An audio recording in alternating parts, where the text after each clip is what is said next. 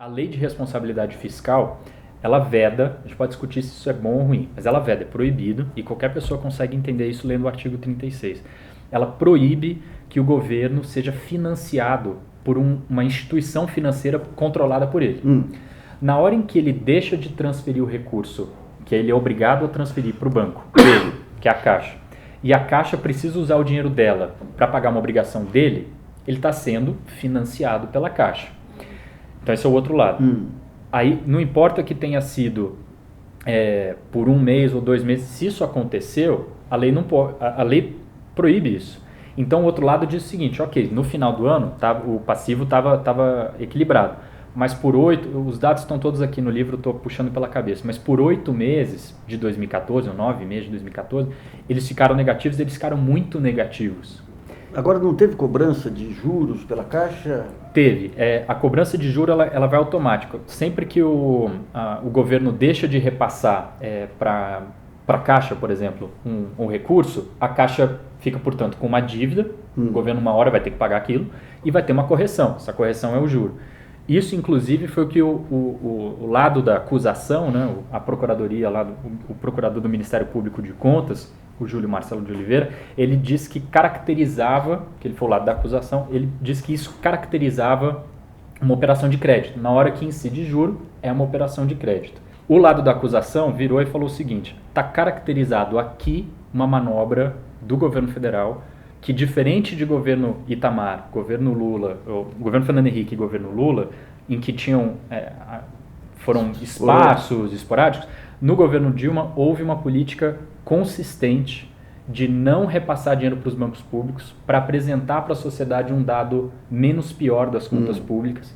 E como nada disso foi registrado pelo Banco Central, a dívida pública brasileira divulgada pelo Banco Central, ela não mostrava o quadro real do endividamento. Ele estava gerando dívida com a Caixa e essa dívida não aparecia em lugar nenhum. Ponto. Pelo volume e pela constância. O outro lado, a defesa, que em 2015 foi feita pelo então advogado-geral da União, Luiz Inácio Adams, ela também foi muito boa. Por quê? Ele invocou 2 pontos. Um foi o da meia gravidez. Ele falou o seguinte, ou a mulher está grávida, ou a mulher não está grávida. Não existe meia gravidez. Então ele diz o seguinte, não existe meia pedalada. Se teve um atraso, pequeno que fosse, no governo Lula, no governo Fernando Henrique e no governo Itamar, ele é tão atraso quanto esse atraso muito maior e constante do governo Dilma. O TCU devia ter pegado antes. E aí ele amarra essa defesa invocando o princípio da segurança jurídica. Ele falou, a gente estava fazendo um negócio que a gente achou que podia fazer, porque ninguém tinha sido pego, vamos por assim dizer, estou simplificando. Isso antes, agora que foi pego, a gente muda. Pouca gente se lembra, mas o TCU ele apareceu em 2015 de 2 formas. Em abril de 2015, esse foi um movimento que, aqui eu acho, o governo, as pessoas do governo devem se sentir mal de ter lido mal esse momento. Em abril de 2015, quase ninguém estava dando a mínima para essa história. O TCU, com o relator José Múcio, faz um julgamento exclusivo das pedaladas. Essa história toda que a gente está falando aqui. Não tinha ninguém quase do governo lá, não tinha, assim, foi quase como um não julgamento. E o governo foi condenado de forma unânime por um crime de responsabilidade fiscal. Ninguém, nem o Congresso, mas nem o PSDB, ninguém que queria realmente tirar a presidência, ninguém estava atento para esse negócio.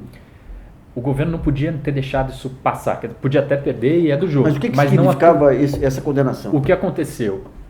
Nesse momento, foi a partir desse julgamento, que se não me falha a memória, foi no 7 de abril, enfim, foi em abril de 2015, é quando tem pela primeira vez gente falando em impeachment por causa de alguma coisa. Até então, tinha gente, porque a Dilma é presidente ilegítima, venceu as eleições com um negócio de fraude de urna, que era aquele papo do fim de 2014, que depois todo mundo viu que não tinha nenhuma base real, né? Mas a partir daquele julgamento é quando as pessoas que queriam afastá-la viram que tinham aqui uma base. Nem entendiam o que era pedalar, mas político também não precisa entender, ele só precisa operar. O senso de oportunidade viu ali. As pessoas viram aquilo e falaram, isso aqui é o meu Fiat Elba, isso aqui eu consigo usar para afastar a presidente da República. E o governo leu muito mal. Na realidade, acho que todo mundo, porque até pessoas da oposição, como eu estou te dizendo, foram pegas de surpresa. Ninguém fazia ideia do que estava acontecendo. Esse julgamento Eu defendo pelo que vi, mas falo apenas como repórter, como jornalista. Ele foi essencialmente técnico, não quer dizer que ele não tenha política ali no meio não, mas ele foi essencialmente técnico. Para amarrar, finalmente, é o seguinte, a gente também mostrou no final de 2015 que o então vice-presidente da Dilma, que era o Michel Temer, ele tinha assinado, se eu não me engano, 7 decretos de suplementação orçamentária idênticos aos decretos que ela tinha assinado, e inclusive de volume maior, volume financeiro maior. Uma pequena diferença, mas enfim, maior. E isso também foi levantado no Senado. Na época, o Álvaro Dias, ainda do PSDB, pediu que o TCU investigasse, e o TCU, naquele momento, disse que, diferente da presidente, o vice ele apenas cumpre ordens. Então ali ele, realmente assim, tudo aquilo que antes estava eminentemente técnico, podia ter alguma política, as políticas sempre há, mas ficou com uma cara mais política mesmo. Aí eu não sei se aflorou uma política que até então estava guardada ou se as circunstâncias... A lei do impeachment, que é uma coisa que eu queria muito também a gente conversar, a lei do impeachment, ela é aberta de forma proposital. Ela não é uma lei... Era uma lei parlamentarista. Exatamente, é uma lei parlamentarista. Os julgadores são políticos, eles não são magistrados com mestrado, doutorado em direito, que estão acostumados a analisar leis. Eles são políticos com votos, eles são ex-sindicalistas, são ex-empresários, ou atuais empresários, eles são evangélicos, bancada ruralista, que têm voto. Essas pessoas é que fazem o julgamento do presidente da República.